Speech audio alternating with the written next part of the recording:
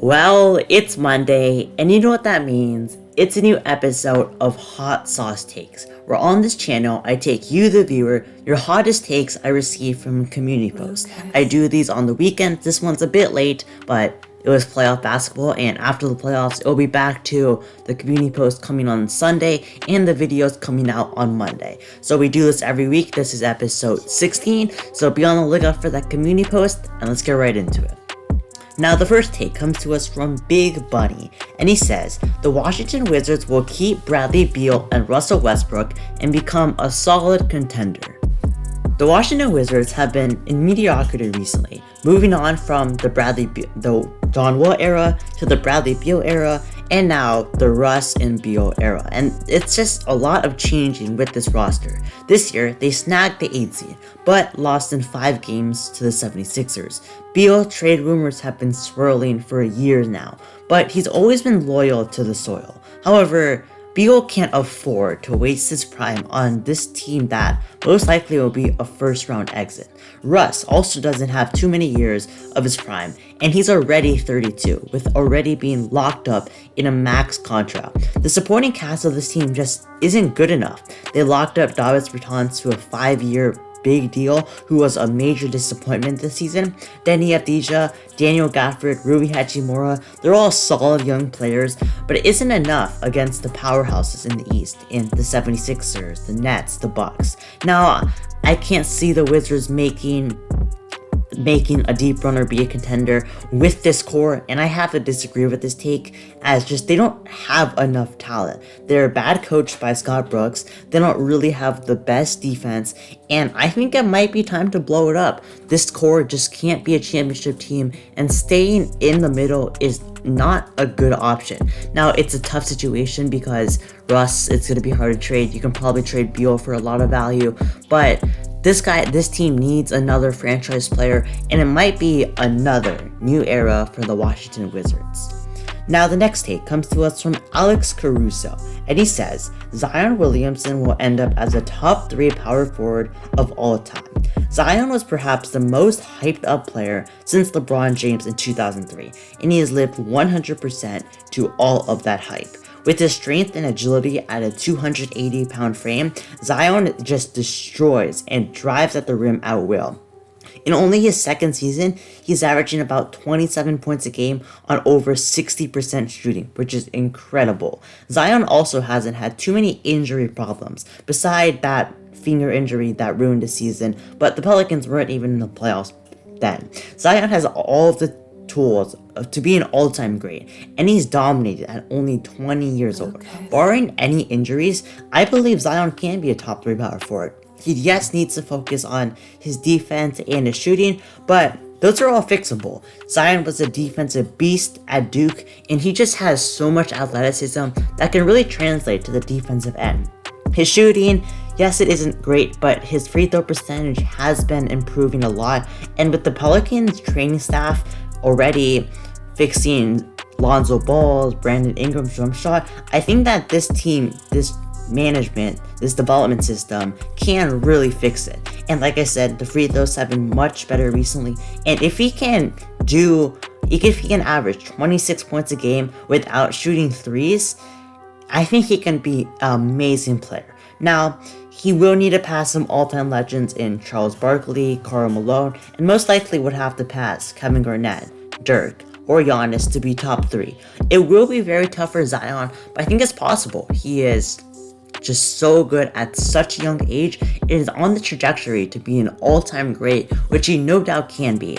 I think that Zion will be amazing, like I said, unless there's some injuries that ruin his career, but I do agree with this take that he can be a top 3 power forward of all time. Now, the next take comes to us from Klay Thompson, and he says, Lamelo Ball is the most overrated young player in the entire NBA. Now, Lamelo Ball was a conflicting prospect in the draft. One side thought that he was destined to be a star with his passing and shooting. The other side believed that he would be a bust, similar to Lonzo Ball, but he has taken the NBA by storm, averaging about 15 points, 6 rebounds, 6 assists on 36% from 3, which is really good for a rookie guard. He will most likely win Rookie of the Year this season, and when he's on the court, he's been the best rookie by far.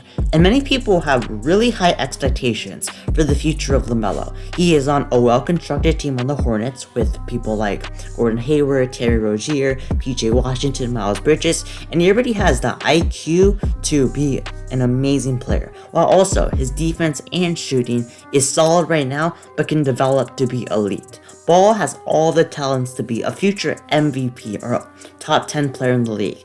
I think Lamelo personally is rated fine. Now, unless you think he's going to be like the best player of all time, but I think he will be a top 15 player, a top 3 to 5 point guard in the league. And if you rate him like that, I think that you're rating him fine, because I'm really high on Lamelo. He just is so good, it's so fun to watch, and his production in his career is going to be really interesting to watch. Will he fizzle out like a Michael Carter-Williams, who had an amazing rookie season, or will he be like Luka? He's going to have amazing stats and keep that up and just keep on getting better. I think Lamelo can be an amazing player. He has the height, he has the skill, he has just everything you need to be an amazing player, and I think that he isn't overrated unless you think he's like gonna be like the best player in the world in a couple years.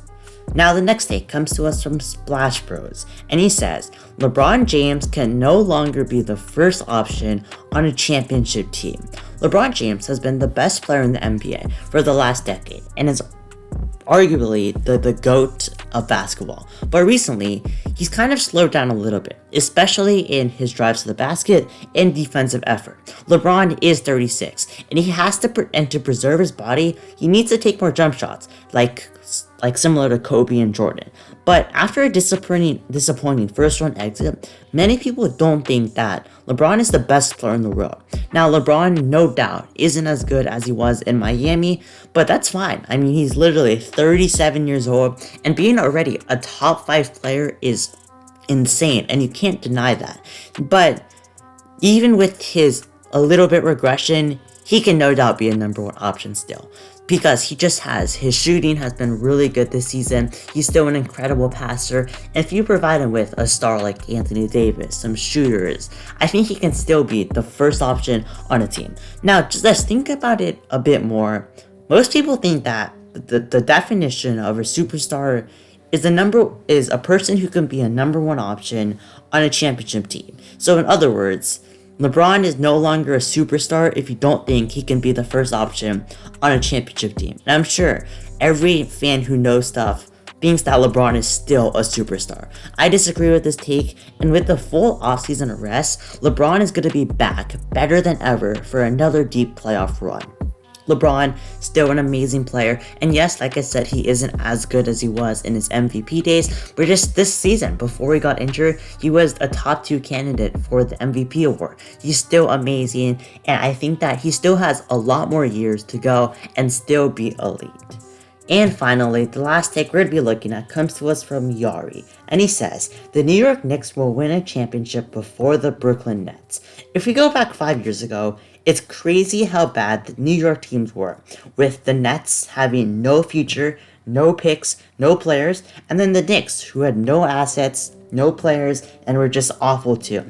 But through a slow grind and smart moves, they are both currently top 4 playoff seeds. The Knicks disappointed in the playoffs this season, but losing 5 to the Hawks, but still, it was a big win for the season overall. Julius Randle took home Most Improved Player, and he's really broken out as a star in this league. RJ Barrett, definitely an amazing player, has an amazing future in the league, and they've shown a lot of competence as a top 5 defense in the league, and can really entice a free agent coming up soon. The Nets are currently up 2-0 against the Bucks, and they are no doubt the favorites. But the Nets are probably going to win the championship. They really have no excuse. But even if they do win the championship, that doesn't impact the Knicks at all. There's very little chance that the Knicks will get the championship before the Nets, but still, the Knicks are going to be in the right direction, and that's what they need Similar to the Nets rebuild, they had no future at the time, but through smart decisions, the Nets getting D'Angelo Russell, getting that just good culture in like Jared Dudley, Karis LeVert, Jared Allen, they were slowly able to become a playoff team like the Knicks were this year, and then signed Kevin Durant and Kyrie Irving, eventually trading for James Harden. And I think that the Knicks are definitely following that path, and I think that's definitely a recipe for success. The Knicks definitely had a dub of a season. I think that their future is much better than it was last season, but still, if they don't win a championship before the Nets, it doesn't really impact them at all.